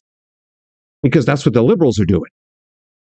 Housing was discussed over and over again now, and then they brought up the oil spill. Now, we didn't cover much of the oil spill last week, because they're talking about a leak that happened near a tailings pond, apparently, so we don't know much about it. But it goes back to near the beginning when they were talking about affordability. And one of the things they came out and they started announcing, oh, we're building a pipeline and we're doing this and we're doing that. Yeah, none of these things have actually gotten started, and none of these things have actually gotten approved. Just like these understanding, memorandums of understanding. Just more gaslighting. You see any shovels in the ground? You see any people getting hired? Oh, and this claim about, oh, we've got more recruiting than ever in the Canadian Armed Forces. Really? Maybe we should watch this just before we go. Let's go back to the window.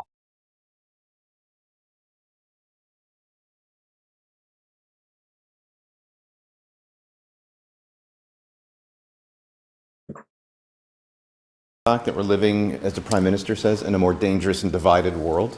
What I've heard in my roughly first year on the job from our new recruits and those who are applying is this. Young people and not so young people who are joining us are concerned.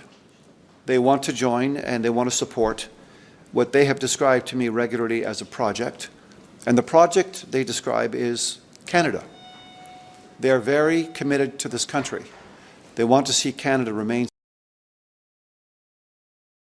So when I joined the Armed Forces in 1984, I didn't join for a project. I joined for my country. And that's what these liberals think of Canada. It's just a project, right? Just a project for them to better, to manipulate, make money from. He just said it pretty well right there. They have no respect for Canada whatsoever. They can't even treat this country as a nation, as something to be respected, something to be valued. No, it's a project. Like a little collage, like a papier-mâché. Maybe an art form that can be sold off to somebody. Just a project. What a wanker. Now, let's listen to this bombshell regarding the military. At St. Jean right now, where we do all of our basic training, that there is a large number that are either voluntarily withdrawing or have failed to meet the standards. Some of them even on language. Some of the PRs are not functional in either French and or English. So based upon that, we're hearing that there's temporary shelters being built to house them. I thought that all of our forces that or all those that have gone through basic training or are in basic training, whether they voluntarily withdraw or not, that they're paid to go home, not to be stored up in temporary housing like tents. And I'm hearing up to 13 units being built to house those that have not gotten through basic training. I'm hearing that at St. Jean. That is ridiculous. I can't believe I just heard that. That people who fail out of recruit school over at the megaplex that they have in St. Jean, it's this massive building. I mean, it was designed specifically for recruitment. And you've got some lower areas, right? It's staff only. Then you've got another floor that's, got all your classrooms. And of course, there's the cafeteria and they do their inspections. Of course, the students can't use the elevators. They got to use the stairs. Not that the elevators work half the time anyway. The room's really, really tiny. I've actually spent some time in there. Not as a recruit, mind you. I actually went there for the very first Air Force indoctrination course back in the early 90s. But now they're saying that when these recruits fail, they don't send them home.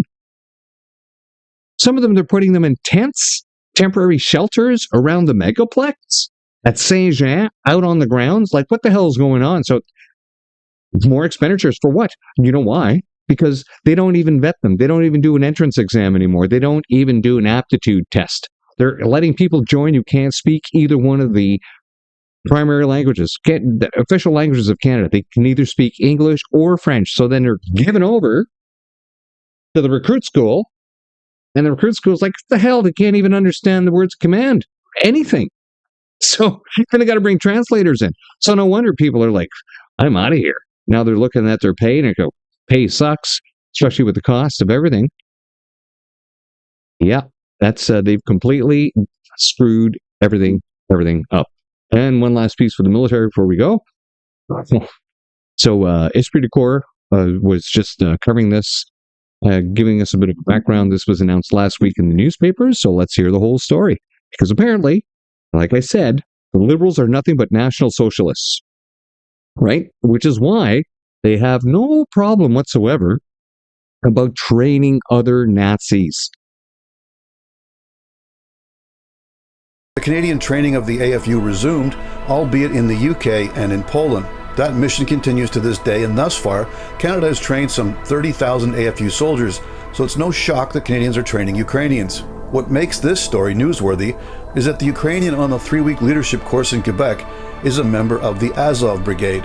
This unit was founded as a militia in 2014 following the Maidan uprising in Kyiv and the subsequent separatist clashes in the Donbass region of the eastern Ukraine.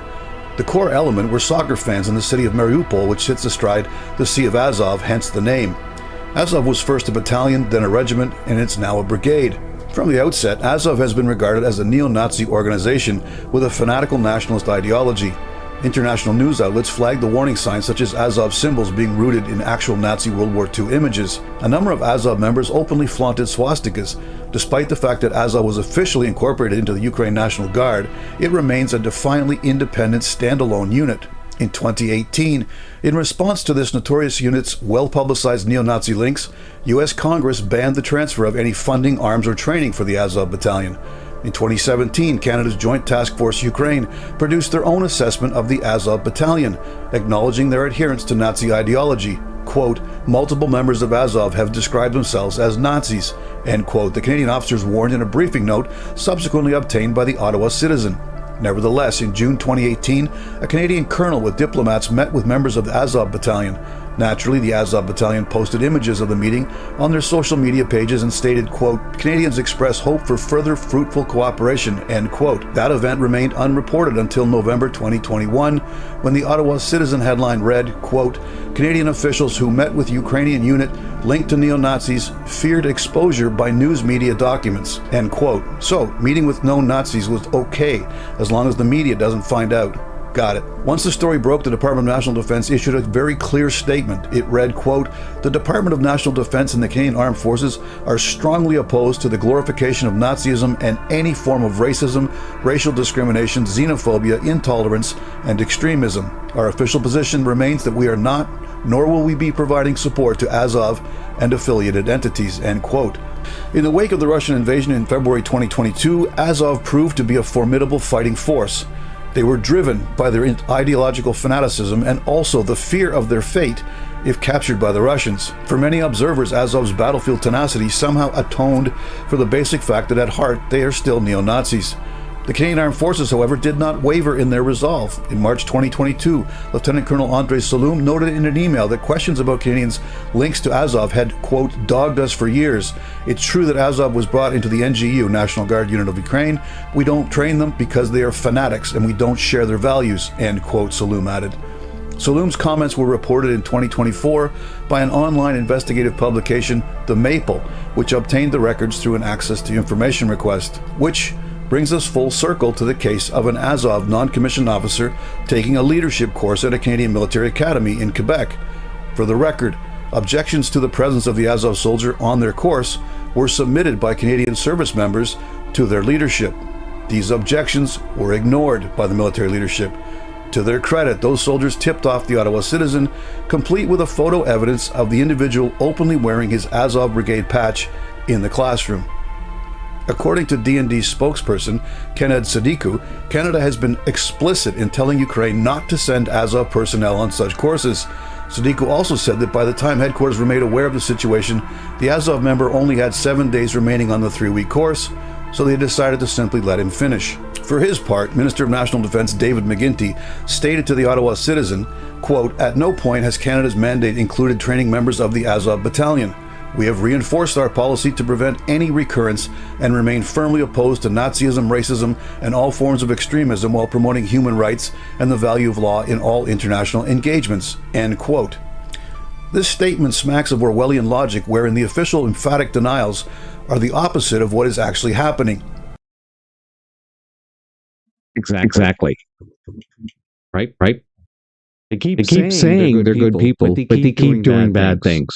Right. This is the same government getting in bed with communist China, with the People's Republic of China that uses forced labor to produce goods to sell. Slave labor. And of course, they also just pick and choose people with the proper genetic makeup so they can kill them and harvest their organs. These are the kind of people the Liberals are in bed with. Just like they have no compunctions about allowing Nazis to come over to Canada. No compunctions about training Nazis overseas. No compunctions about sending $22 billion to Ukraine that is known for using Nazi troops. How else can we say it? I mean, the proof is right in front of our faces. Euthanasia through MAID, confiscating guns, working with Nazis, and then let's not forget that they actually invited an actual real Nazi from World War II and gave him a standing ovation in Parliament. How many more connections do we need to see that the Liberals are nothing but Nazis? I mean, they train Nazis, they hang out with Nazis, they invite Nazis. Oh, but no, they hate Nazis. Thank you all for coming out to the nap for today. We will see you tomorrow, and we have a very special outro. I especially really appreciate all my subscribers and followers. It's a bit of a race between Rumble and YouTube to see which numbers are going up. Right now, Rumble is still winning by a bit of an edge. And of course, we're still trying to get up to 500. We're almost halfway there on the YouTube side, which just slightly gets us into the monitoring side, sorry, the monetization side. And I have a special outro for today, so if you're hanging out, enjoy this. We'll be back tomorrow morning at 9 o'clock for Second Breakfast. See you then. Bye-bye.